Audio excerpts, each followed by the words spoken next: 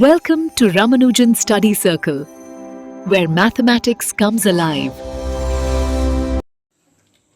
আজকে সবারই প্রায় সব স্কুলেরই প্রায় কি বলে আমাদের যে ক্লাস 10-এর যে টেস্ট পরীক্ষা, সেই টেস্ট পরীক্ষা সবারই প্রায় মুখোমুখি।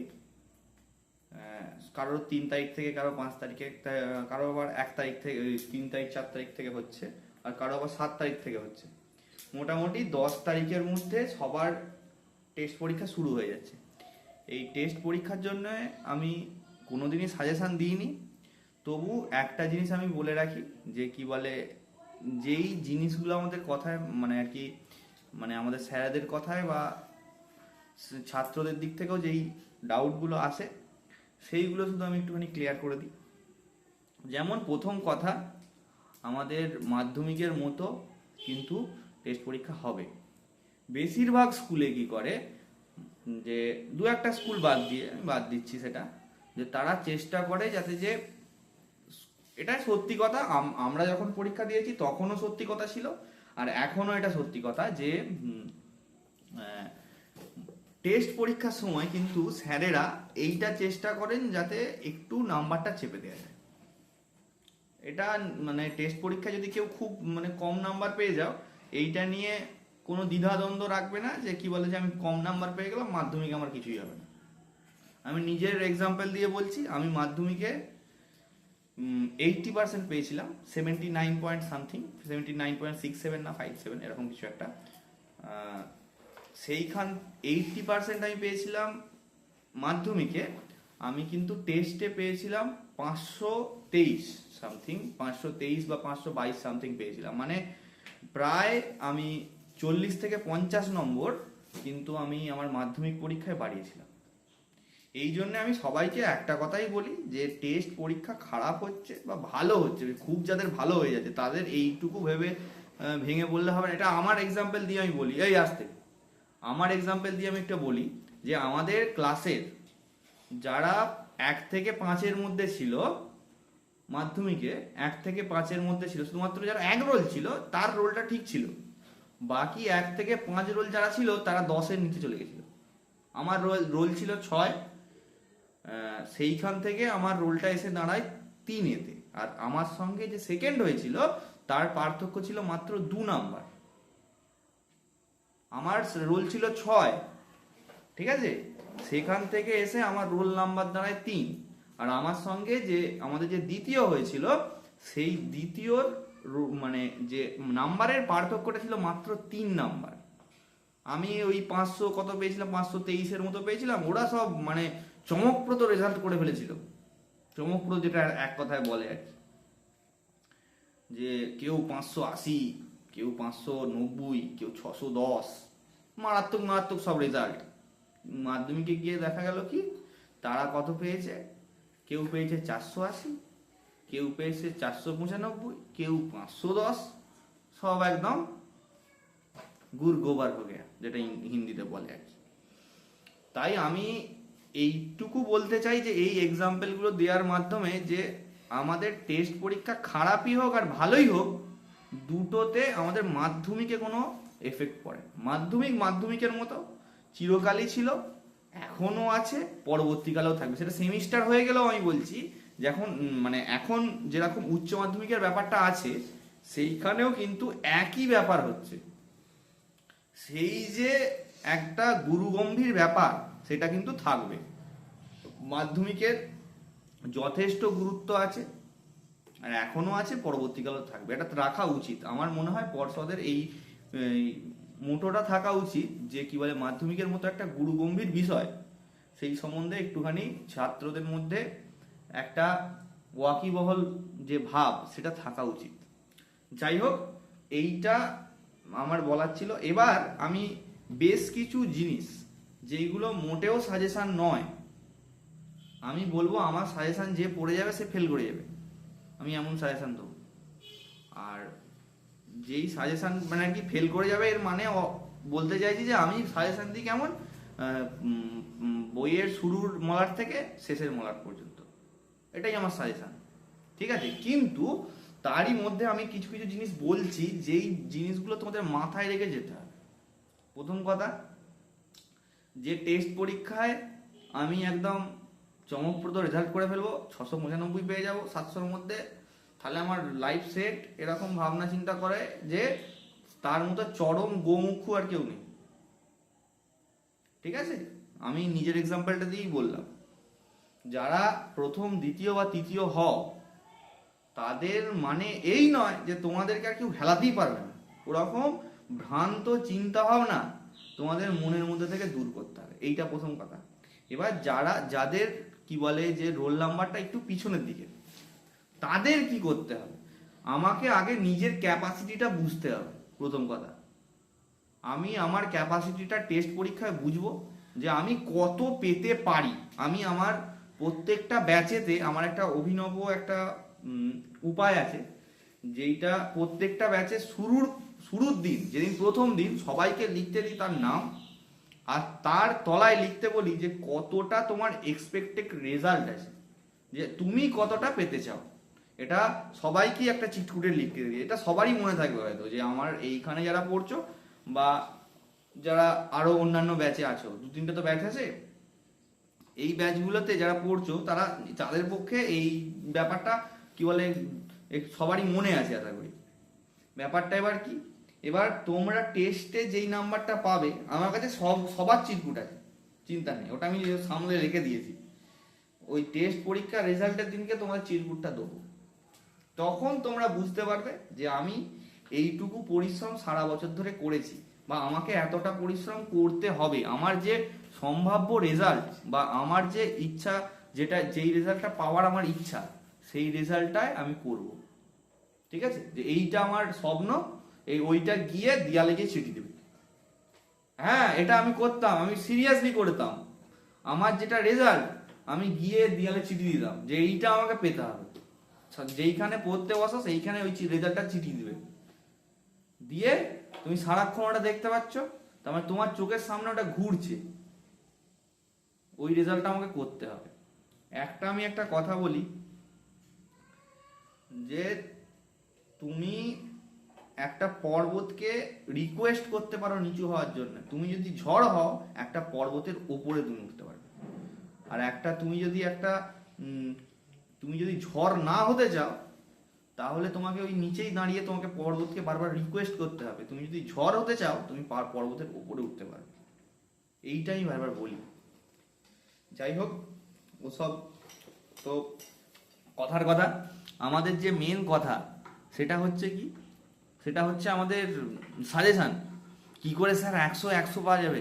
আপনি এমন একটা সাজেশন বলে দিন, আপনি ভবিষ্যৎবাণী করে দিন স্যার, যে এটাই পড়ে যাবে, আর কিছু পড়বে না, আপনি যা বলবেন তাই পড়ে যাবে। হ্যাঁ, আমি তো জ্যোতিষ।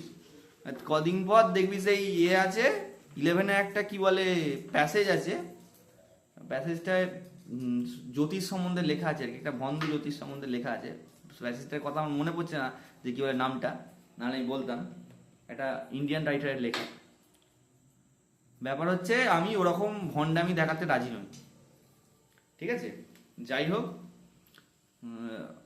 এতদিন ধরে ফিজিক্সওয়ালায় কাজ করে আমি যতটুকু বুঝেছি, আমি ফিজিক্সওয়ালায় তো যথেষ্ট ভালো ভালো স্টুডেন্টদের সঙ্গে আমার কি বলে দেখা সাক্ষাৎ হয়, তাদেরকে কোচিং দেওয়ার আমার একটা সুযোগ হয়েছে। তাদের যে ব্যাপার, তারা কিভাবে, একটা নরেন্দ্রপুরের ছেলে আর একটা আমাদের সামান্য প্রতাপনগরের ফার্স্ট বয়, তার মধ্যে পার্থক্যটা কি? হ্যাঁ, এটা জানা দরকার। প্রথম পার্থক্য হচ্ছে কি, তাদের কাছে মোবাইলটা একটা বিরাট দুষ্প্রাপ্য জিনিস। প্রথম কথা, তাদের কাছে মোবাইল প্রথম কথা থাকেই না। এইটা তোমরা কালকে হয়তো রেজাল্ট বেরিয়েছে, উচ্চ মাধ্যমিকের 3rd সেমিস্টারের রেজাল্ট বেরিয়েছে, কি বলে এ থেকে প্রায় 30 জনের মতো স্টুডেন্ট 1 থেকে 10-এর মধ্যে আছে। বুঝতে পারছো ব্যাপার? নরেন্দ্রপুর থেকে প্রায় 30 জনের মতো স্টুডেন্ট 1 থেকে 10-এর মধ্যে আছে। কি করে 1 থেকে, তাহলে মানে কি একটা র্যাঙ্কে একাধিক জন আসে, 1 থেকে 10-এর মধ্যে 30 জন কি করে থাকবে? 1 থেকে 10-এর মধ্যে প্রায় 100 জনও থাকে। যাই হোক, মানে একটা র্যাঙ্কে অনেকজন থাকে আর কি। ধর 7th হয়েছে 15 জন, 6th হয়েছে 12 জন, এরকম। কি সিলেক্ট করবে? মানে ধর 40, ধর 700 পরীক্ষা হচ্ছে, 700 পরীক্ষায় 693 ধর 20 জন পেয়েছে, তাই 20 জনই ওই র্যাঙ্কটা করবে, বুঝতে পারলি? তাদের ওপর নিচের করা যায় না। আর যারা ওরকম নাম্বার পায় তাদের খাতা বারংবার চেক হয়। যাই হোক, ওইটা একটা ব্যাপার, ওইটা একটা মাথায় রাখতে হবে এই কদিনের জন্যে, বা তোমাদের সামনে এখন অনেকটা টাইম বাকি, সেই টাইমে ওই ফোন জিনিস বলে ওই বস্তুটিকে বর্জন করে ফেলতে হবে। পারলে ডাস্টবিনে ফেলে দেবে, তারপরে মা বাবা মারলে আমার কিছু করার নেই, ঠিক আছে? ওই বস্তুটিকে বর্জন করতে হবে, বদ অভ্যেসগুলো বর্জন করতে হবে, যেমন বন্ধুদের সঙ্গে আড্ডা মারা, বিড়ি খাওয়া, এই সব জিনিসগুলো বর্জন করতে হবে। যে আর কিছু হবে না, আজকে একটা বিড়ি খেয়ে আসি, ঠিক আছে? আমাদের একটা কি বলে বন্ধু ছিল, সে ডিপ্রেসড, সে পড়াশোনায় ডিপ্রেসড হয়ে যেত, ডিপ্রেসড হয়ে গিয়ে ওইসব করতো। যাই হোক, তোমরা এইসব করতে যাও না, তাহলে সেটাতে মানে বিড়ির ধোঁয়াতে শুধু অন্ধকারই হবে, সেটাতে আর কি বলে হবে না, আলো কোনোদিন হবে না। যাই হোক, আমাদের ম্যাথের একটুখানি আলাপ আলোচনা আমরা একটু করবো, আমি ম্যাথের লোক, তাই জন্য একটু ম্যাথের নিয়ে আলাপ আলোচনাটা শুরু করি। প্রথম কথা, ম্যাথের যে 90 নম্বরের কোশ্চেন, তাতে বেশি ওয়েটেজটা থাকে, সেটা হচ্ছে ত্রিকোণমিতিতে। ত্রিকোণমিতিতে আমি প্রচুর শর্টকাট করেছি, ওই শর্টকাটগুলো তোমরা যদি মাথায় রাখতে পারো, এমসিকিউগুলো আর কেউ ঠেকাতে পারবে না। প্রথম যে কথা, ত্রিকোণমিতি কি করে করবে, ঠিক আছে? ওই যে কি বলে কি কি সূত্রগুলো শিখিয়েছিল আমরা, প্রথমটা কি ছিল? হ্যাঁ, লম্বা সাগরে লবণ অনেক, লম্বা টেরা ভূত, তারপরে আর কি ছিল? কবরে ভূত অনেক। এই সব মানে বিদঘুটে টাইপের ছড়া আমাদের ক্লাসে আলোচনা হয়েছে। যাই হোক, ওই জিনিসগুলো মাথায় রাখতে হবে। বেসিক যেটা আমি বলি, বেসিক যা স্ট্রং থাকবে সে কিন্তু মেরে দিয়ে বেরিয়ে চলে যাবে, বলেই দিচ্ছি।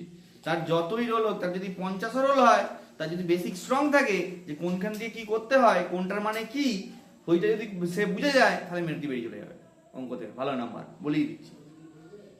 অঙ্ক হচ্ছে এমন একটা সাবজেক্ট, যেই সাবজেক্টে যার বেসিক স্ট্রং, সে এমনি অঙ্ক করে ফেলতে পারে। এই আমার কাছে যেমন একটা স্টুডেন্ট আছে, কি নাম? রোজমিনা অন্য কোনো সাবজেক্টে নাম্বার পায় নাই, কিন্তু অঙ্কতে ওর দক্ষতা বিরাট, ঠিক আছে? যা, আচ্ছা, যে ব্যাপারটা বলি, প্রথম কথা যেইটা আমি একটুখানি বলি, আমার মতে যেটা বলে, অন্তর্বৃত্ত আর পরিবৃত্তর মধ্যে, এই আসতে শোন, অন্তর্বৃত্ত আর পরিবৃত্তর মধ্যে, শোন, এই চুপ করে বস, অন্তর্বৃত্ত আর পরিবৃত্তর মধ্যে দুটোই প্র্যাকটিস করে যাবি, দুটো অত্যন্ত সোজা সম্পাদ্য। এটা তো দ্বিধাদ্বন্দ্বের কিচ্ছু নেই, অত্যন্ত সোজা সম্পাদ্য, ওইটা করে যাবে, ঠিক আছে? ওইটার মধ্যে যার, আমি বলছি দুটোই থাকবে, ঠিক আছে? যার যেটা সোজা লাগবে সেটা করে দিয়ে চলে আসবে, ঠিক আছে? আমার মতে বলে পরিবৃত্তটা একটু দেখে যাবে বেশি করে, ঠিক আছে? যাই হোক, এবার হচ্ছে দ্বিতীয় ব্যাপার, সম্পাদ্য তো গেল, উপপাদ্য আমার যেটা মনে হয়, উপপাদ্য তোমাদের 48 নম্বর উপপাদ্য কি বেশ ছিল, কত পাতা?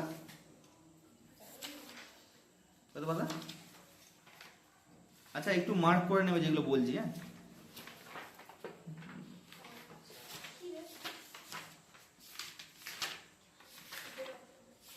কত পাতা রে? 48 নম্বর উপপাদ্য।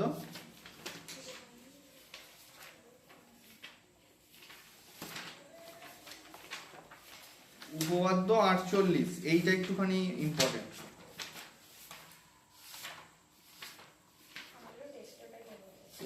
উপপাদ্য 48, এটা পাতা নম্বর হচ্ছে,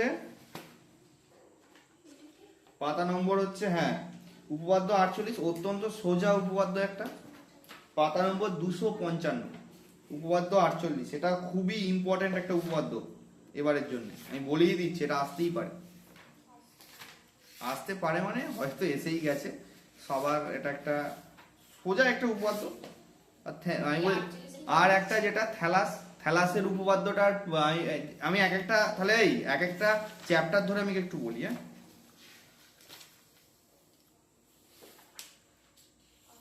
ঠিক আছে, যেমন এই যে স্পর্শক সংক্রান্ত উপপাদ্য, এতে মোটামুটি যেইটা মোটামুটি ইম্পর্টেন্ট আমি একটু বলি, সেইটা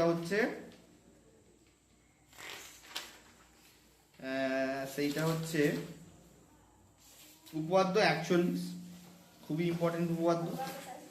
উপপাদ্য 41 211 পাতা, ঠিক আছে? আচ্ছা, ঠিক আছে। আর যেটা প্রয়োগ, হ্যাঁ এটা ইম্পর্টেন্ট।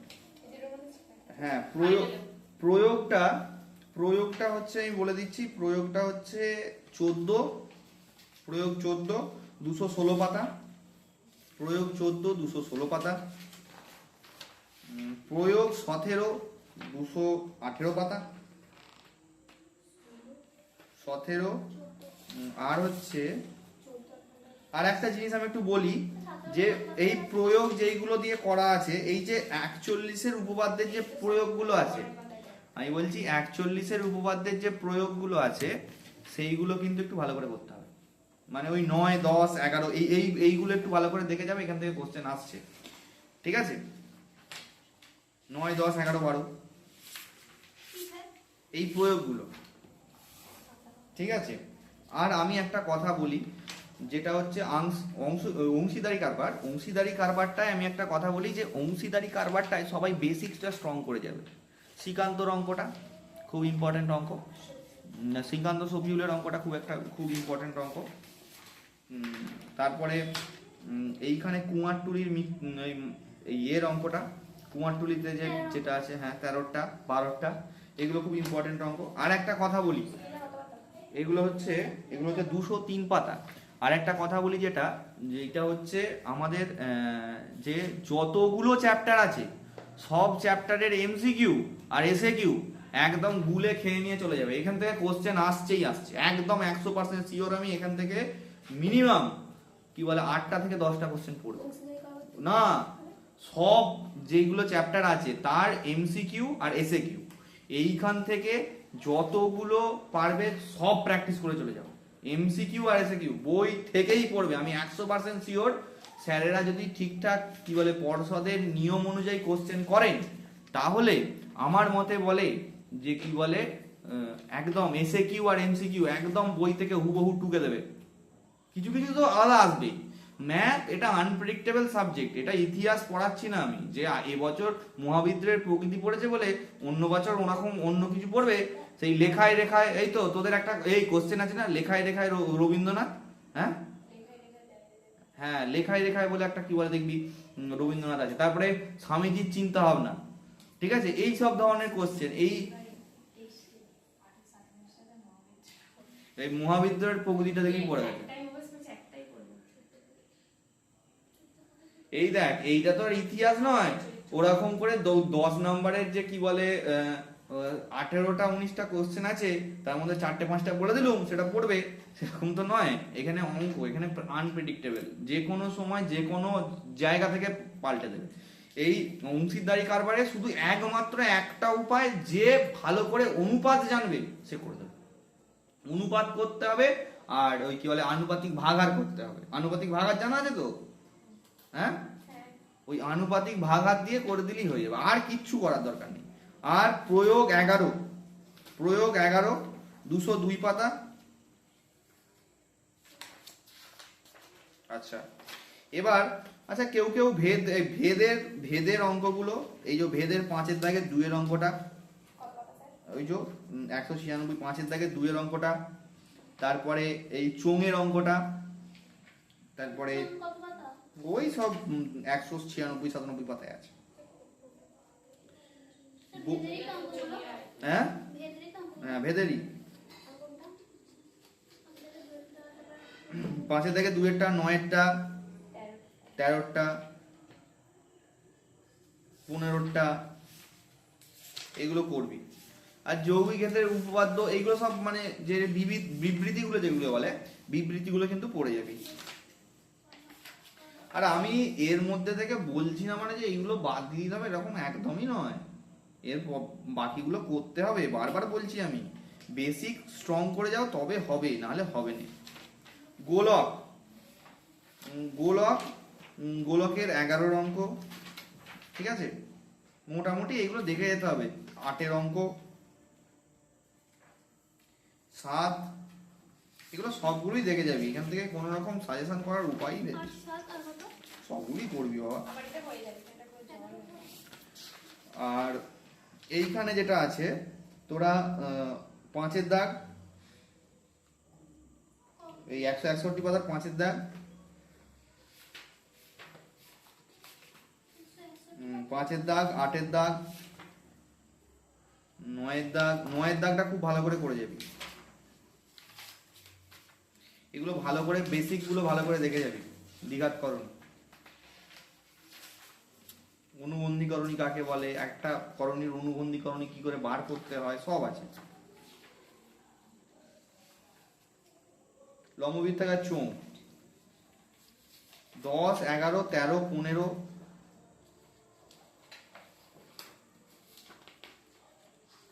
এইগুলো ভালো করে দেখে যাবি, আর বাকিগুলোও দেখে যাবি, নাহলে গেল, আমি বলেই দিচ্ছি।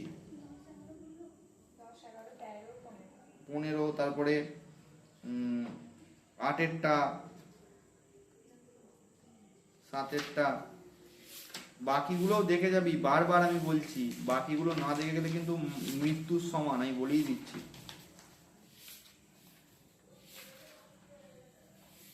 সব এগুলো, সব চ্যাপ্টারের যে উপপাদ্যগুলো আছে কি বলে, এগুলো মুখস্থ করে যাবি, উপপাদ্যের এগুলো মানে যে না ছবিটা নয়, ওই যে কি বলে যে হেডিংটা থাকে, হেডিংটা মনে, হ্যাঁ হেডিংটা, যে ধর কেন্দ্রস্থ কোণ বৃত্তস্থ কোণের দ্বিগুণ, এইগুলো মনে রেখে যাবি, তাহলে কি হবে মানে এমসিকিউ এতে এই কেন্দ্রস্থ কোণ বৃত্তস্থ কোণটা দেখে যাবে একটু, কেন্দ্রস্থ কোণ বৃত্তস্থ কোণের দ্বিগুণ, একই চাপের উপর কেন্দ্রস্থ কোণ বৃত্তস্থ কোণের দ্বিগুণ, 123 পাতা।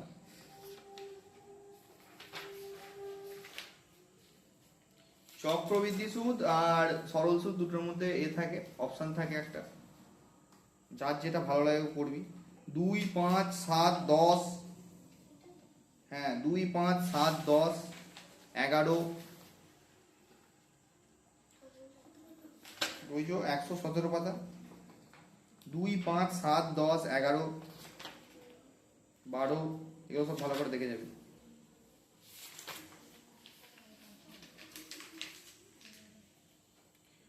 এবার হচ্ছে 113 পাতায় 18, 19, এটাও চক্রবৃদ্ধি সুদ, লাস্টে একটা সমাহার বৃদ্ধি বললাম, এটা চক্রবৃদ্ধি।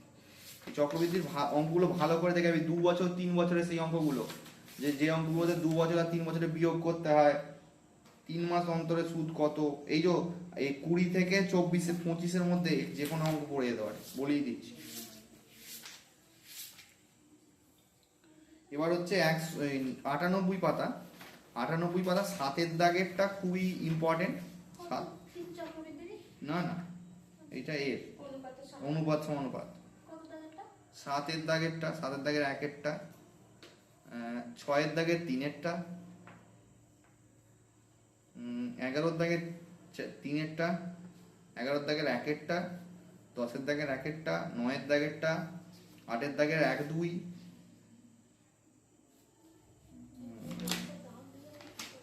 হ্যাঁ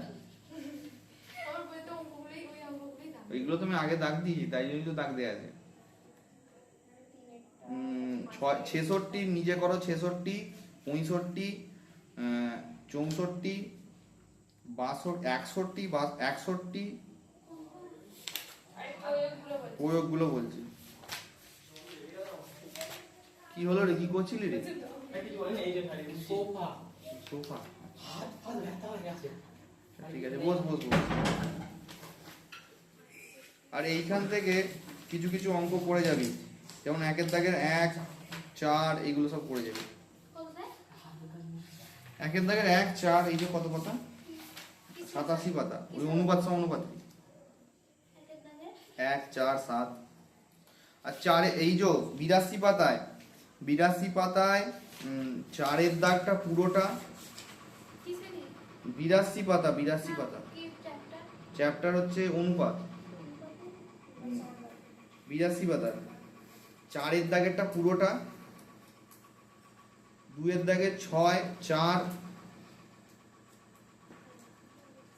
5 দাগের 3,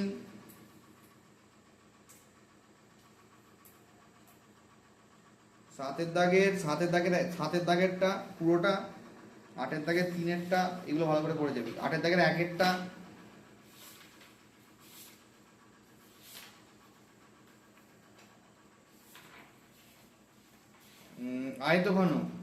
আয়তঘনটা অপশানে থাকে, যে মানে তাও বলে দিই 2, 4, 6, 9, লেখ 2, 4, 6, 9, 11, 15, 18, 17, 20।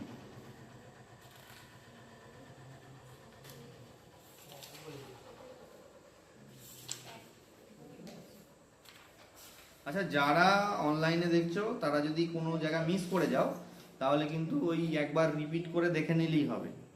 এটা আমি ইউটিউবে দিয়ে দেবো, ইউটিউব ফেসবুক দুটোতেই দেবো। অনেকে তো কি বলে এই এটা পাবে না, তাই জন্য এটা আমি বলে দিচ্ছি। আচ্ছা, এবার হচ্ছে সরল সুদ কথা। সরল সুদ কথা হচ্ছে 3, 5, 7। গৌতম একটি মুরগি, মানে 6 অঙ্কটা, মানে গৌতম একটি মুরগি নয়, গৌতম একটি মুরগির খামার খুলেছে, বলছে গৌতম একটি মুরগি। এই গৌতম কার বাবার নাম নয় তো রে? তোর বাবার নাম গৌতম? তা তুই এরকম করে বুকে হাত দেখাবি।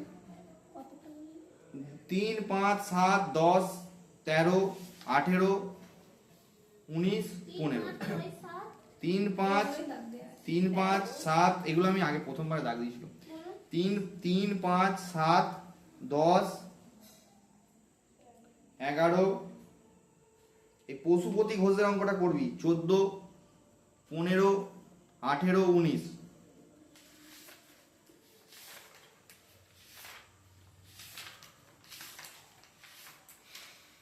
আর এইখানে যেগুলো বলি, এইখানের এই চ্যাপ্টারটা খুব ইম্পর্টেন্ট চ্যাপ্টার, যেগুলো 29 পাতায়, মানে বীজের চ্যাপ্টারটা, যে 1 দাগে 3, 5, না একচল বিশিষ্ট দ্বিঘাত সমীকরণ। 1 দাগে 3, 4, 2 দাগের 1, 5, 3 দাগের 3, 3, 2, 5 দাগ, 6 দাগ, 4 দাগ, 8 দাগের 3, 4, 9 দাগের 11।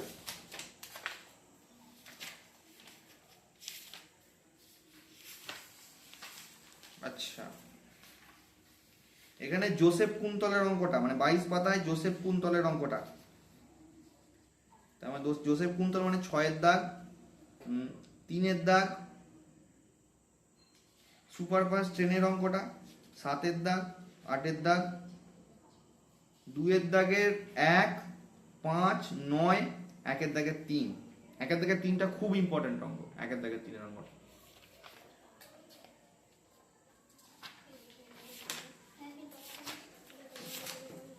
এবার হচ্ছে এই চ্যাপ্টারটাও খুব ইম্পর্টেন্ট, এটা সবাই ছেড়ে দিয়ে পালিয়ে যায়। 13 পাতায় 1, 2, 3, এই 13 পাতায় সবগুলোই ইম্পর্টেন্ট, 1 থেকে 9 পর্যন্ত, যে কোনো একটা পড়ে যাবে, আমি বলেই দিচ্ছি। এখান থেকে সাজেশন করা যাবে, এবং অঙ্কুর আবার সাজেশন করা যায় নাকি, তাও জোর করে করছি। এবার হচ্ছে 11 পাতা।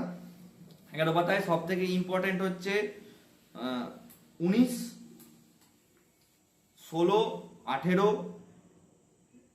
17, 14, 12, 10, 11, 8। এগুলো খুব ইম্পর্টেন্ট। লাস্টেরটা 20টা ভেরি ভেরি ইম্পর্টেন্ট, দাগ দিয়ে রাখ 20টা।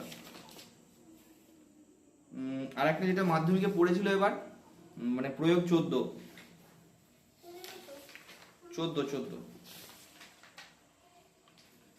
15 দুটোই ইম্পর্টেন্ট। মাধ্যমিকে বোধহয় 15টা পড়েছিল এবছর। আচ্ছা, যেটা এবার প্রথম চ্যাপ্টার, 4-এর দাগের সবগুলো, 5-এর দাগের সবগুলো, 6-এর দাগের সবগুলো, মানে কোনো কিছু বাদ দেওয়া যাবে না। এবার আর যেগুলো আছে সেইগুলো হচ্ছে আমাদের মারাত্মক মারাত্মক জিনিস,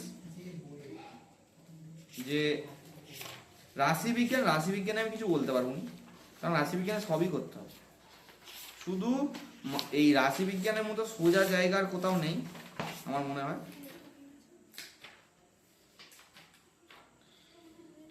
আর এই 25-এর চ্যাপ্টারটা যে যতবার প্র্যাকটিস করবে তার তত নাম্বার পাওয়ার প্রবণতা বেশি। 25-এর চ্যাপ্টারটা ত্রিকোণমিতিতে কোনো রকম সাজেশন হয়নি, যা খুশি করতে পারে। ত্রিকোণমিতি দমকা প্র্যাকটিস করে যাও, আর ওটাই সাজেশন। এটা হলো অঙ্ক আপাতত।